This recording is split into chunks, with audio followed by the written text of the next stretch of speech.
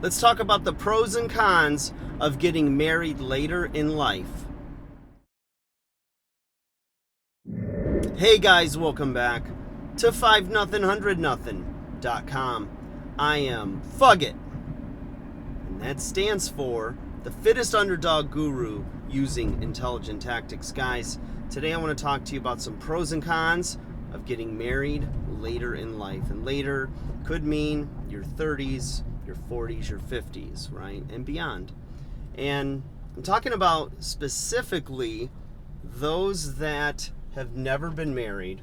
So you might have dated, maybe some long-term relationships, and maybe intentionally put off trying to meet somebody and have a long-term relationship leading to marriage. Maybe you've been in relationships and you decided that you wanted to work on your career. You know, you wanted to finish school, go to graduate school, start your career, and you're spending 12, 14 hours a day working, hustling, and building your little empire, right? Your little slice of the pie, right? Your little piece of the pie. And then, years go by, and you start to notice that all your single friends are now married, right? They're all in relationships. You've been to all these weddings over the last few years, and not only are they not available to go out and party as much, but now they have kids. So now you're like the kind of cool uncle, right? Or the godfather or the whatever to these children, but you really don't see them. You don't see your friends as much as you used to. And your social circle is now shrinking. And I think that's a factor in why sometimes people that had decided to put off relationships, and getting married for a long time, it's one of the reasons why maybe they start to go, it kind of gets a little lonely. I've had friends and customers, clients over the years that were single into their late 40s, early 50s, accomplished in their careers. They've got things set up the way they want in their life. And they say that the loneliest day for them, the only day that they really don't like being single and alone, is on Sunday, because Sunday tends to be family day, and you might have some friends that'll get out of the house on Friday or Saturday, or there's social things to do. Even if you just want to do nothing, right? You're laughing at your married friends that are, they got to cut the grass on Saturday, take Billy to Little League, maybe do something with the in-laws and all this, and you're kind of laughing because you can sit around, watch Netflix, binge on junk food, sit around your underwear, whatever you want to do, right? You don't answer to anybody. And, it's one of those things where there's always a good and a bad to everything, right? There's a good side, there's some pros, there's some cons. And, so if you can get through Sunday, then you're back to your grind on Monday, and then you're fine being single because you have it your way. Just like Burger King says, right? Have it your way. I think that ad still runs. Anyways, I'm going to get off track if I don't watch it. I check myself before I wreck myself. So, one of the things I see that happens, one of the cons of waiting, is if you watch any of the dating reality shows, so I can definitely identify with this in my peer group and others that have waited on, all these criteria before they get in a relationship. Maybe they're just not meeting the right people, or they've met the right people but at the wrong time in their lives for them, and they made decisions to be single and not get into a serious relationship. It's one of the things with the dating apps, is you can have dating like fast food. It's quick, it's cheap, and it's easy to cut those strings and move on and swipe to the next person. And I think that in a lot of ways it's sort of like media, or media consumption. You've got YouTube videos where you can watch any video you want, and you can pick duration of clips, and then you get to TikTok where Now everything's in 15, 30, or 60 second, and then you get, your attention span shortens. Everything is meant to go happen fast cut scenes, getting to the point, etc. And our dating culture has become like that as well, where if you repeatedly just date people in short-term increments where it's basically a hookup, or maybe, like some people don't even want to meet in person, it becomes a pen pal. They meet sometimes in when they're gaming and streaming, and they'll communicate with people like that and make their friends, which can be anywhere in the world online. Or again, like I said, in the dating sites. And I guess back in my day, I was getting a little old for this, but the chat rooms, where people went into the AOL chat rooms and met people that way as well. It's like you have a different and a warped sense of being in a relationship, or maybe you don't even know how to be in a relationship, and really what it takes and all the hard work that goes into it. And like I said in past videos, I find myself very fortunate as a Gen Xer to have seen both sides, where the old-fashioned way of dating, of knowing someone that's in a close geographical location, usually you knew things about their families or the community, and you just didn't go and, for lack of a better term, screw over people or use them, because then everybody would find out. And now with, being able to, if you don't want to date anyone in your town, you can easily set, the geographical location of the people you'll date within 60, 70 miles, and only date outside of your city or your community. That way, if it goes south or goes sideways, you don't have to worry about running into them at the drugstore. You don't have to worry too much about having mutual friends in common and making it sticky if it doesn't work out. So it's really interesting how it's all changed. And I think that if you're older, and I'm just going to be like making generalizations with this, but for the most part, what I've seen is you're a little bit older, still single, no kids, no marriage, history or divorce, no real long-term relationships that led to either engagement, maybe engagement, but usually not, or marriage. And, you have your job, you have your career, you've worked years to build this up.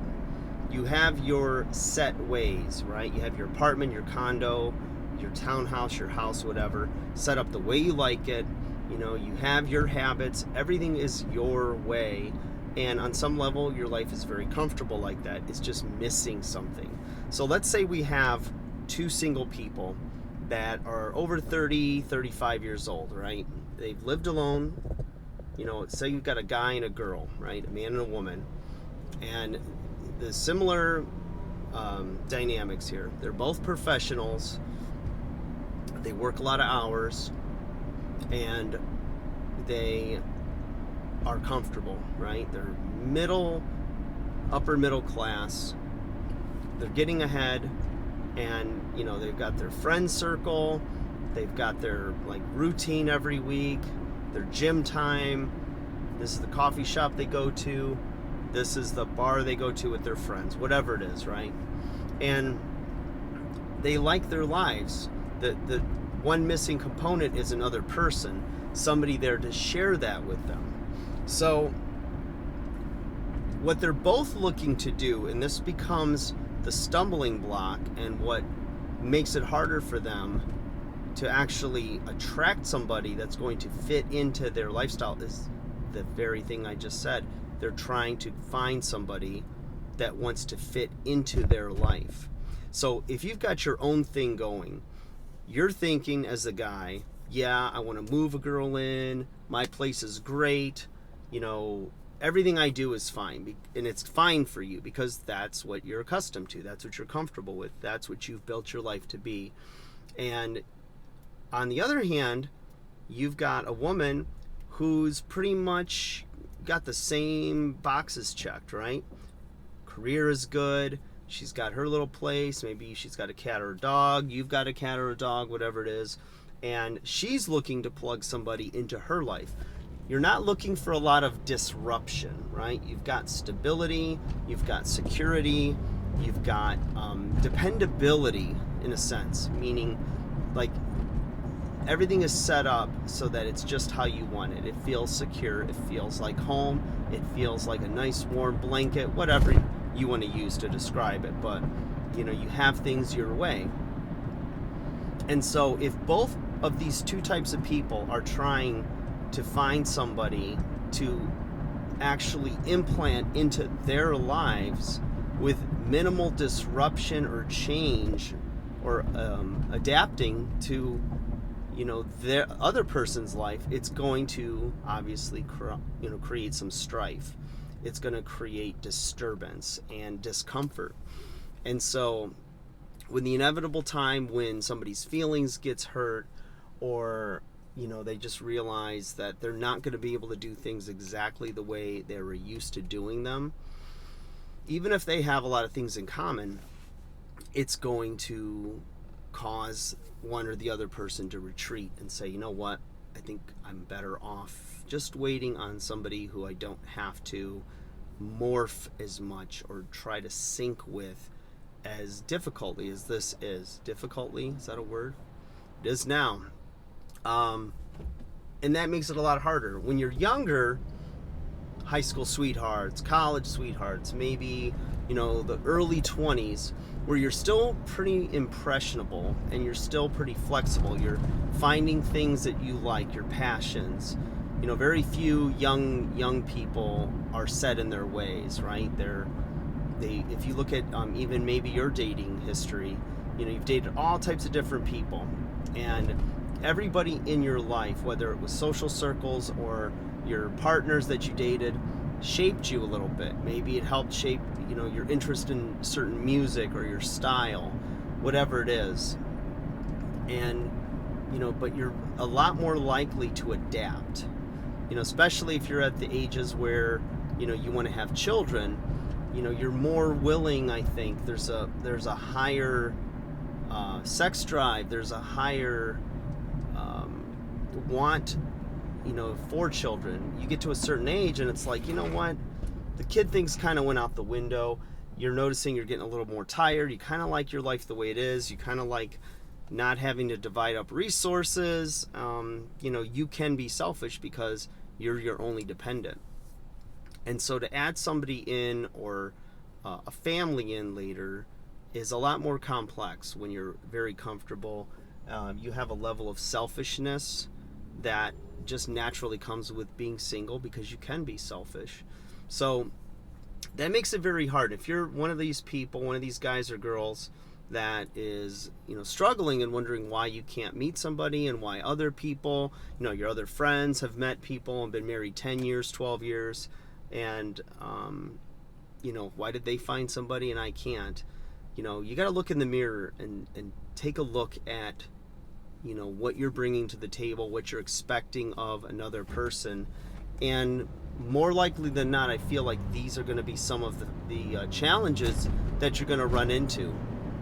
I myself have always been, up until I met the girl I'm going to marry, my current fiance. Oh, thank you. Thank you for the congratulations. You know, was always in relationships or always dating somebody. I rarely just dated casually and, you know, kept it light and then just, you know, stayed on my grind or my lifestyle, whatever. I would usually get into longer term relationships or date for a while and adapt on some level, you know, or have them adapt to my lifestyle. Rarely did I just stay single long, completely single, meaning that I wasn't committed to anybody. So before I met my fiance, I was dating around a little bit, and I was just getting comfortable being a single person that was just, you know, focused on what I wanted to do for myself, for my career, taking care of my son, making sure, you know, as he's in his impressionable years, that, you know, I'm spending quality time with him. And I could see that if that period of my life had gone on for 5 years, 10 years, getting into, say, late 40s, early 50s, it would be a lot harder to then scale back to adapt to somebody else's lifestyle.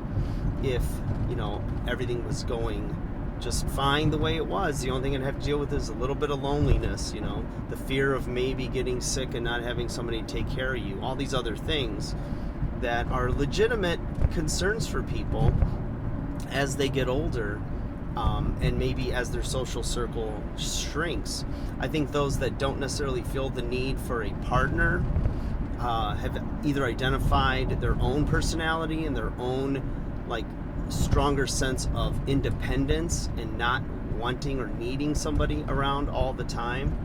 Just take people in micro doses, spend some time with them and then they gotta go, right? But we're all wired a little differently, so don't let this video come off with any judgment. None was intended. It's just observation and a little bit of time and experience and little wisdom that comes with that, and some battle scars naturally. So guys, I hope you're well. Whatever path you choose for yourself, remember, you're a unique individual. There is nobody like you on planet Earth, and there'll never be anybody like you again. So make the best of it. Be the best version of you. Like, share, and subscribe.